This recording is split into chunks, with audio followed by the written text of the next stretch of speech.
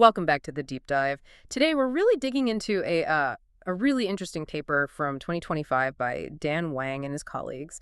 It's titled Early Identification of Breakthrough Technologies: Insights from Science-Driven Innovations. Now, if you're a technology executive, maybe an R&D manager, or frankly, just someone fascinated by where things are headed, well, this deep dive could be a bit of a cheat sheet for you. That's absolutely the goal here. We're going to crack open the framework they built in this paper. It's essentially a systematic way, they argue, to spot those potentially huge technological shifts for real game changers much, much earlier than usual. And the key is listening to the sort of quiet signals coming from fundamental scientific research. And these shifts, these breakthroughs, they're incredibly important, aren't they? We often talk about incremental innovation, making things a bit better, faster, cheaper. That's vital. But But it's predictable. These breakthroughs, think of something like, well, GPT-3 or ChatGPT bursting onto the scene. Those are different. They are rarer, much harder to predict using standard market analysis, yet they're arguably the biggest engines for, real industrial change and competitive advantage. completely changes the landscape. And the core idea Wang and his team put forward is that these major shifts often follow what they call science-driven technological innovation patterns, ST patterns. Exactly. The argument is that the really novel ideas, the seeds of these breakthroughs, often germinate first in scientific papers. And these papers provide a traceable pathway, a primary route towards high-value technological inventions later on. Okay, let's unpack that a bit, because linking those two worlds seems like a massive challenge, right? You've got highly theoretical academic papers on one side, and then very practical economic-focused patents on the other. It feels like different languages. It is, and that's why they needed a kind of translation tool. They set out to build this unified science technology knowledge network, an ST network. First step was data. They focused on really high-quality science papers in the top 5% for citations each year.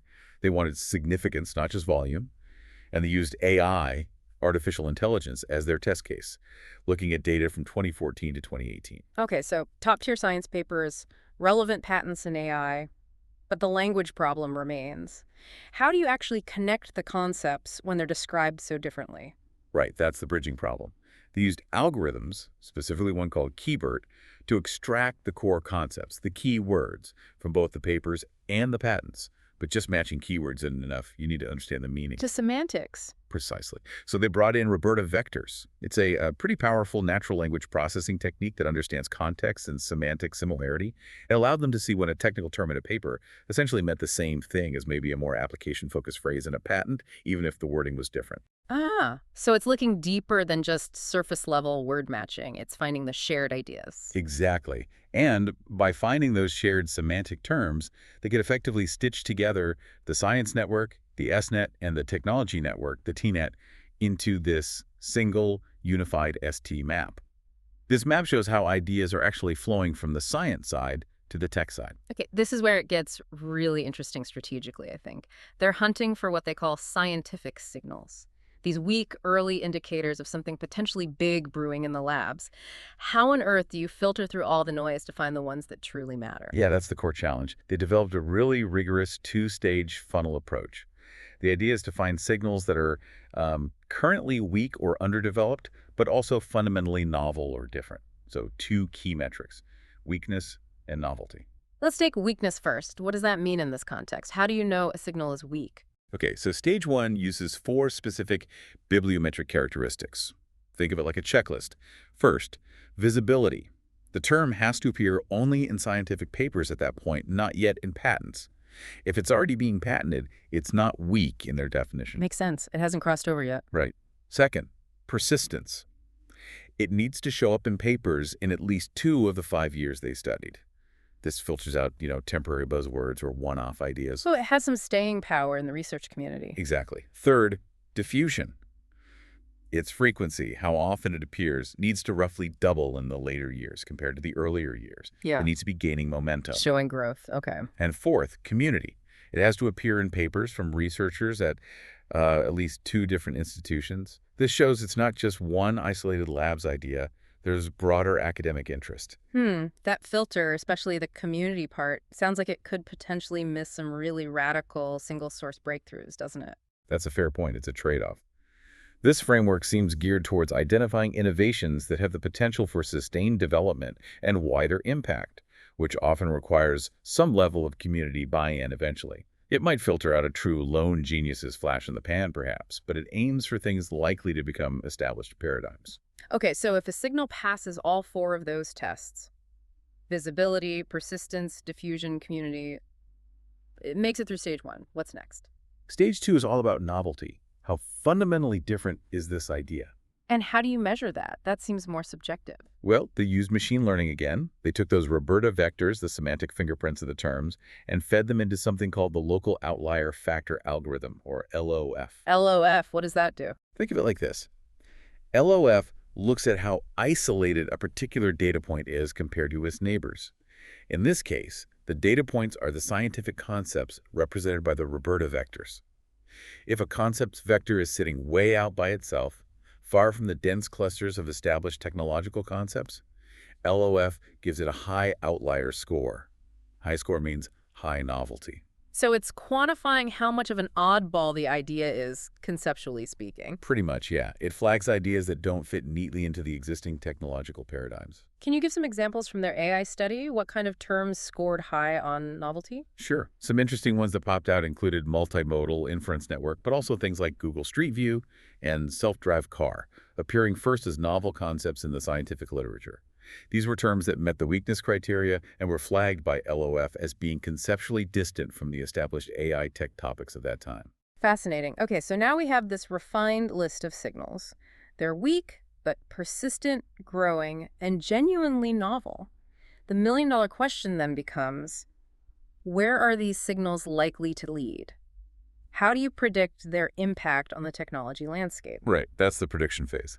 They used another machine learning model for this specifically, a random forest model, which apparently performed best in their tests compared to others like SVM.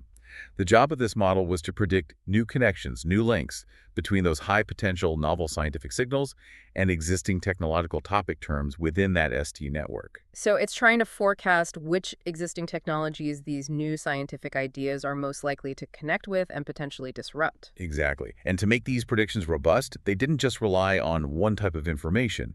They used a multi-feature approach, Meaning? meaning they fed the random forest model three different kinds of metrics.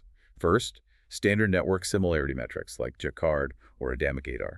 These look at shared neighbors and structural pathways in the network. Okay, sort of traditional network science stuff. Yep. Second, centrality metrics. Things like degree, closeness between duality, textuality.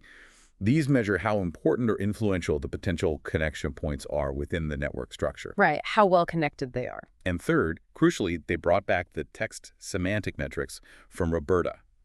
This measures the actual conceptual similarity or compatibility between the scientific signal and the potential technology term it might link to.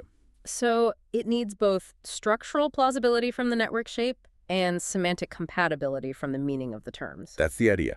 Fusing these different feature types gives the model a much richer picture to base its predictions on, making it better at identifying links that are both meaningful and likely to be impactful. Okay, the model predicts these new links. They get added to the ST network map. What's the final step to say, okay, this cluster of newly connected ideas represents a potential breakthrough?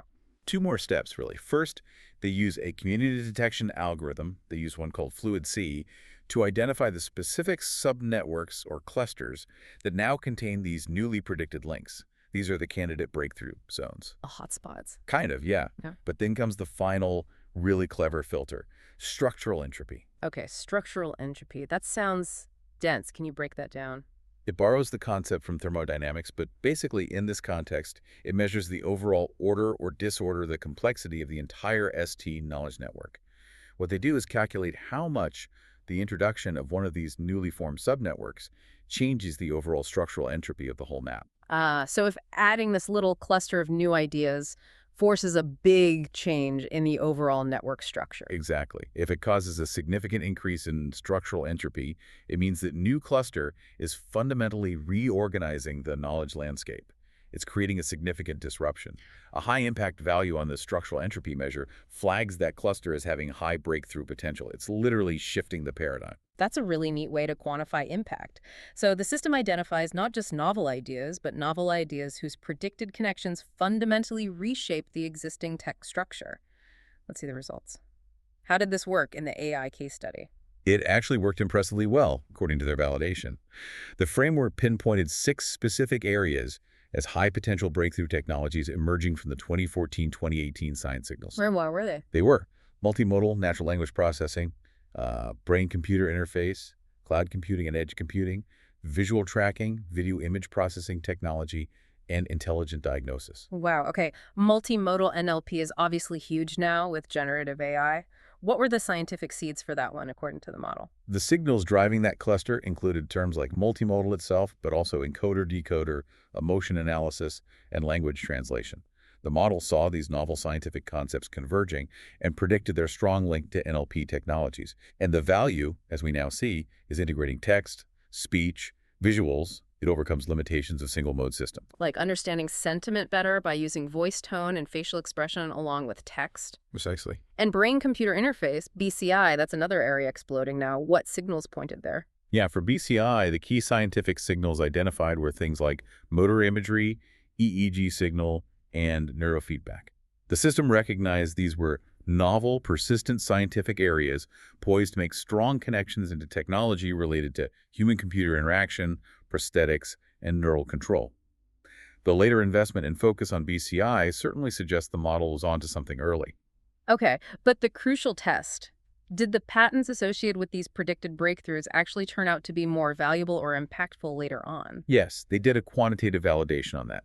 They compared patents that were semantically similar to these 6 identified breakthrough clusters against a baseline of ordinary patents from the same period. And the results were significant. The breakthrough-linked patents had, on average, more forward citations, meaning they influenced later inventions more. Okay, higher impact. They also had more transfers, suggesting higher commercial value. Plus, they scored higher on measures of technological advancement and overall estimated patent value. So the predictions held up against real-world indicators of value. It seems so. The methodology demonstrated predictive power, linking those early, novel scientific signals to later technological impact and value.